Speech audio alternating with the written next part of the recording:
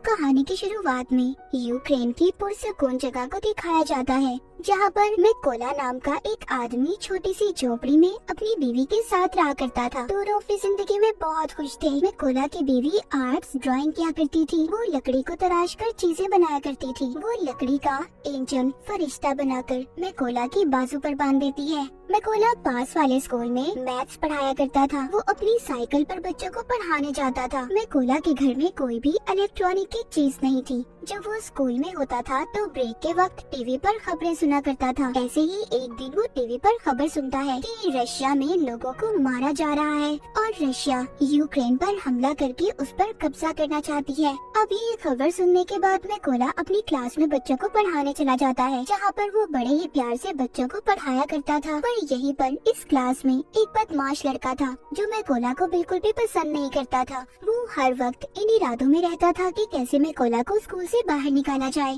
पर उसने कभी भी उस लड़के की हरकतों पर गुस्सा नहीं किया था। एक दिन मिकोला जब स्कूल पढ़ाने जा रहा था, तभी रास्ते में कुछ सोल्जर्स फौजियों को देखता है, जिन पर ये ज्यादा ध्यान तो नहीं देता और स्कूल चला जाता है। पर जैसे ही ये स्कूल आता है तो देखता है सारा स्कूल खाली था। तभी ये टीवी पर खबर सुनता है कि रशियन आर्मी यूक्रेन में घुस चुकी है और यहाँ पर कब्जा करना चाहती है। अब मिकोला को समझ आती है जो इसने रास्ते में फौजी देखे थे वो रशिया के थे। पूरे मामले को देखते ही ये फौरन से अपने घर की तरफ भागता है, क्योंकि उसकी बीवी घर पर अकेली थी। मगर अब बहुत देर हो चुकी थी। जब ये घर पहुंचता है तो देखता है रशियन फौजी उसकी बीवी को मार रहे थे। और जब मिकोला अपनी बीवी को बचाने की कोशिश करता है, फौजी उसे भी पकड़कर मारने लगते हैं। मिकोला उनसे कहता है, प्लीज मेरी बीवी को मत मारो, वो माँ बनने वाली है। पर वो कुछ भी नहीं सुनते और उसके घर को आग लगाकर जाने लगते हैं। अपने घर को जलता देखकर उसकी बीवी जैसे ही उठकर उन फौजियों पर पत्थर मारने लगती है तो एक रशियन फौजी उस पर गोली चला देता है, जिसकी वजह से मिकोला की बीवी मर चुकी थी। मिकोला अपनी बीवी की लाश के पास बैठकर जोर जोर से रोता है। तभी तो यूक्रेन के फौजी आते हैं। वो उसकी पहचान करने के बाद उसकी बीवी की मौत पर बहुत अफसोस कर रहे थे और उसकी बीवी के लिए कब्र खोदकर मिकोला से कहते हैं कि अपनी बीवी को यहाँ पर दफना दो।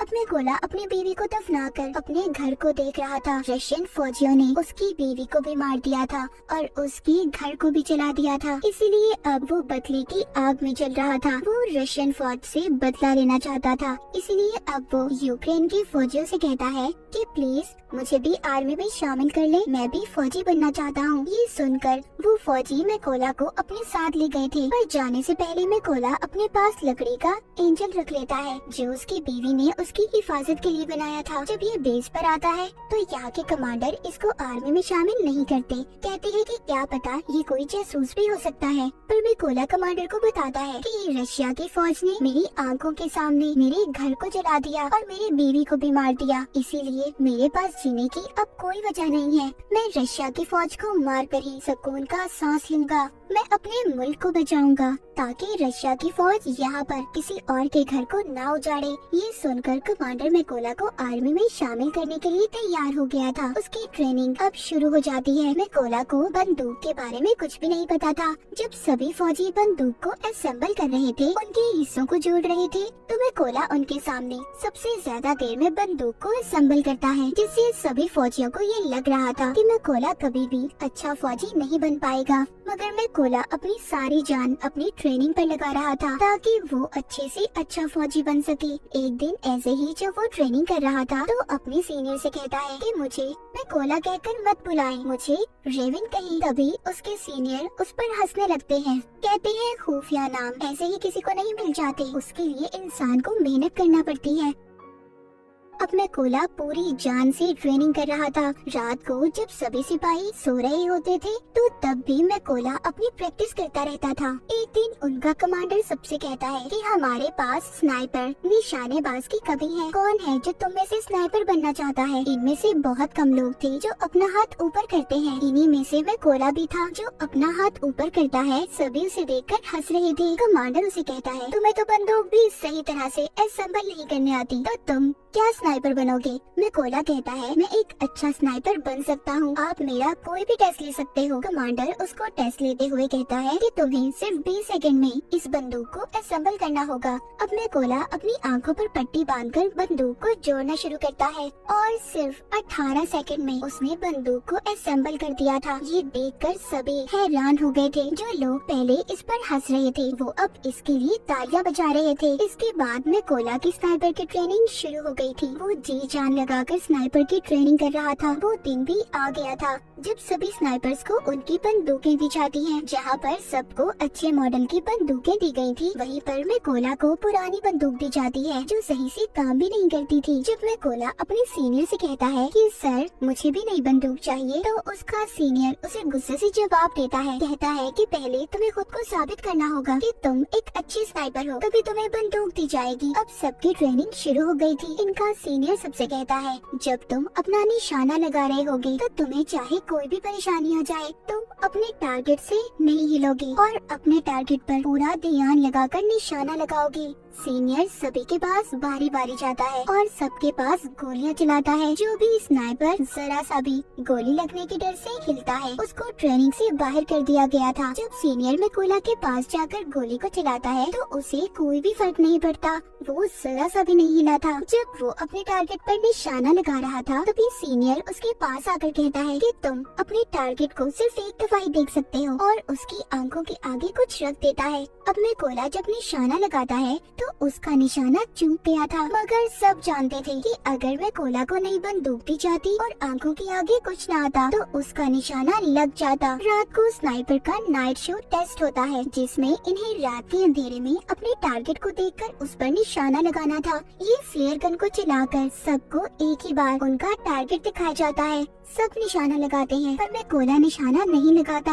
वो अपने दिमाग में फासले को देखकर मीटर का अंदाजा लगाकर फिर निशाना लगाता है, जिससे उसका निशाना बिल्कुल ठीक लगता है, जो आज तक किसी ने नहीं किया था। वो मैकोला ने कर दिखाया था। सबका अब रिजल्ट आ चुका था। सीनियर मैकोला को सैल्यूट करता है और कहता है तुम पास हो चुके हो। जिसके बाद कर्नल मैकोला से कहते हैं अपने सभी जरूरी सामान को पैक कर लो, तुमने एक जरूरी मिशन पर जाना है। मैकोला का पहला मिशन ये था कि पास ही एक चेक पॉइंट पर रशियन आर्मी ने कब्जा किया हुआ था, जिसको इन लोगों ने उनसे छुड़वाना था। मैकोला अपने साथियों के साथ उस जगह पर पहुंच जाता है। इन सबको एक एक टारगेट दिया गया था। सभी अपनी पोजीशंस ले लेते हैं जहाँ पर बैठकर इन्होंने निशाना लगाना था। जब ये इन पर शूट करने वाले थे तो देखते हैं एक गाड़ी चेक पॉइंट की तरफ जा रही थी। कर्नल सबको गोली चलाने से मना करते हैं। वहीं पर रशियन आर्मी गाड़ी को रोक लेती है जिसमें एक कपल कहीं पर जा रहा था। रशियन आर्मी ने उन लोगों का पासपोर्ट ले लिया था और उन्हें काफी बुरी तरह से मारने लगते हैं। ये देखकर कर्नल सभी स्नाइपर को गोलियां चलाने का कहता है और एक ही झटके में सभी स्नाइपर रशियन आर्मी को मार गिराती है। इनका पहला मिशन पूरा हो गया था। ये सभी खुशी खुशी अपने बेस पर वापस आ गए थे। जब मैकोला अपने बाकी साथियों को देखता है तो वहाँ पर कोई भी नहीं था। उसे पता चलता है कि वो दूसरे मिशन पर है। मैकोला को ये भी पता चल गया था कि उस मिशन में इसके बहुत से साथी भी मर गए हैं और उन सबको एक ही रशियन स्नाइपर ने मारा है, जो रशियन आर्मी का सबसे बेहतरीन स्नाइपर है। कुछ दिन के बाद इनका दूसरा मिशन भी शुरू हो गया था। ये सभी उस जगह पर पहुंच जाते हैं जहां पर रशियन आर्मी कब्जा करने वाली थी। सबसे पहले मैकोला हर जगह पर अपने साथियों के साथ बॉम्ब लगा देता है और फिर घास में छुपकर रशियन आर्मी का इंतजार करने लगता है। कुछ वक्त के बाद रशियन आर्मी उधर आने लगी थी। तभी मैकोला देखता है उन रशियन फौजियों में मैकोला का एक स्टूडेंट भी था जो स्कूल में इसे परेशान किया करता था।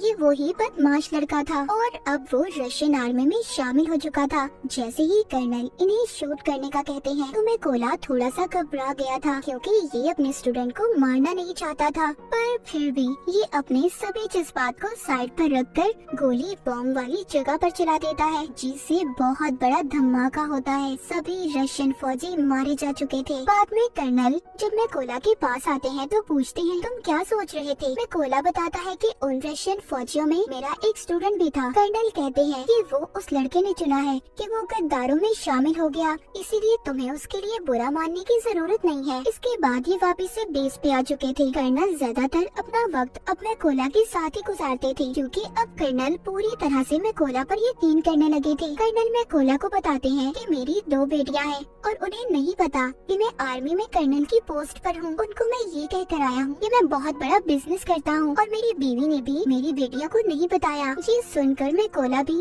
अपनी बीवी की कर्नल को आखिरी निशानी दिखाता हुआ काफी दुखी हो जाता है। अब इसके बाद फिर से ये अपने अगले मिशन पर निकल पड़ते हैं। ये लड़ाई काफी बड़ी थी। सभी स्नाइपर्स छुपने के लिए एक गहरी खाई खोदते हैं और उसमें अपनी पोजीशंस ले लेते हैं। ये यहाँ पर इसलिए आए थे क्योंकि इन्हें पता चल गया था कि रशिया के कुछ फौजी यहाँ पर कब्जा करना चाहते हैं। यहीं पर कर्नल भी मैकोला के साथ थे। तभी यहाँ पर मैकोला देखता है उनमें वो फौजी भी था जिसने इसकी बीवी पर गोली चलाई थी। वो मैकोला के बिल्कुल निशाने पर था। कर्नल से पूछता है क्या मैं इस पर गोली चला सकता हूँ? कर्नल कहता है नहीं। मैकोला फिर पूछता है क्या मैं इस पर गोली चला सकता हूँ, क्योंकि वो अपनी बीवी का बदला लेना चाहता था। मैकोला का तो मिशन ही यही था कि वो अपनी बीवी का बदला लेना चाहता था। वो खुद पर कंट्रोल नहीं कर पाता और उस फौजी पर गोली चला देता है। पर इसके बाद रशियन आर्मी को इनका पता चल चुका था। कर्नल मैकोला से कहते हैं ये तुमने क्या किया? तभी एक स्नाइपर कर्नल पर शूट करके उसे भी मार देता है। सब रशियन फौजी इन पर बॉम्ब फेंकने लगते हैं।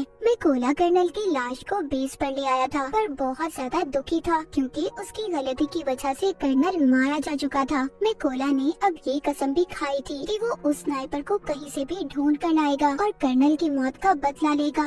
इसलिए वो अगले मिशन के लिए अकेला ही निकल गया था। उसको उस स्नाइपर की जगह के बारे में भी पता चल जाता है। वो अब अपने टारगेट को फिक्स करके एक स्नाइपर को मार गिराता है, पर वहाँ पर एक स्नाइपर मैकोला पर गोली चला देता है जो उसको लगती तो नहीं, पर वो जख्मी हो गया था। लेकिन स्नाइपर को भी मैकोला ने मार दिया था। अब क्योंकि वो जख्मी था इसलिए खुफिया जगह पर जाकर अपने जख्म के ठीक होने का इंतजार करने लगता है। तभी उसे अपने हेड की कॉल आती है जो बताते हैं कि हमें उस स्नाइपर का पता चल चुका है जिसने कर्नल को मारा था। तुम जल्दी से बेस पर आ जाओ। मैकोला अब बेस पर आ चुका था। जब इनकी ट्रेनिंग शुरू होती है तो इन्हें बताया जाता है कि वो स्नाइपर बहुत ही खतरनाक है। उसका निशाना आज तक गलत नहीं लगा। हेड यहाँ पर ये भी बताते हैं कि वो पहले यूक्रेन के फौजियों को मारता है, फिर उनकी वीडियोस बनाकर इंटरनेट पर डालता है ताकि यूक्रेन आर्मी हार मान ले।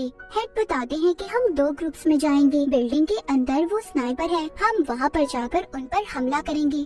तभी मौके का फायदा उठाकर मैकोला उस स्नाइपर को मार देगा। प्लान बन जाने के बाद ये सब लोग ऐसा ही करते हैं। सभी उस जगह पर जाकर अपनी अपनी पोजीशंस ले लेते हैं और ये रशियन का ध्यान भटकाने में कामयाब हो जाते हैं। और मैकोला इसी बात का फायदा उठाकर अंदर जाकर रशियन स्नाइपर को मार देता है। मैकोला अपने साथियों से कहता है कि मेरा रास्ता साफ कर दो। ये सुनकर सभी मैकोला के साथी रशियन आर्मी पर गोलियां चलाकर उन्हें मार देते हैं। अब अंदर जो स्नाइपर छुपकर बैठा था जिसको मैकोला मारने आया था, वो सोचता है कि कोई भी फौजी उसकी बात का जवाब नहीं दे रहा। जब ये ऊपर छत पर चेक करने जाता है तो वहाँ पर जो रशियन स्नाइपर था वो मर चुका था। ये देखकर वो वापस से अपनी पोजीशन पर आ जाता है। जब वो सामने मैकोला की बीवी का बनाया हुआ एंजल देखता है तभी मैकोला ऊपर से छलांग लगाकर उस स्नाइपर को मार देता है। जब दूसरे स्नाइपर को थोड़ी आवाज आती है तभी मैकोला उसके पास भी एक बॉम्ब फेंकता है और उस स्नाइपर का काम भी तमाम हो चुका था। लेकिन यहाँ पर हम देखते हैं जब वो स्नाइपर छत पर चेक करने गया था तो उसने फोन करके रशियन आर्मी को बुला लिया था। इसलिए रशियन आर्मी उधर आ रही थी। किसी को भी नहीं पता था कि उनके स्नाइपर मारे जा चुके हैं। इसलिए जब वो अपने स्नाइपर को कॉल कर रहे थे तो कॉल में मैकोला उठाता है और उन्हें कहता है कि तुम्हारा वक्त अब खत्म हो चुका है। ये कहकर वो रशियन के ट्रक ड्राइवर पर गोली चला देता है जिसमें सभी रशियन फौजी बैठे थे। इसलिए अब वो बाहर आ गए थे, लेकिन ये नहीं जानते थे कि यूक्रेन के स्नाइपर इन पर पहले ही निशाना लगाकर इंतजार कर रहे थे। तभी वो सब इन पर गोलियों की बारिश कर देते हैं। सभी को मारने के बाद मैकोला अपनी बीवी की कब्र पर जाकर उदास मन से कहता है कि मैंने तुम्हारे कातिलों और अपने दुश्मनों से बदला ले लिया है, मगर अब मुझे अपने मुल्क की हिफाजत करनी है, इसीलिए मुझे अब जाना होगा। इतना कहकर वो अपने अगले मिशन पर निकल जाता है और यहीं पर स्नाइपर द व्हाइट रिबन की कहानी खत्म हो जाती है।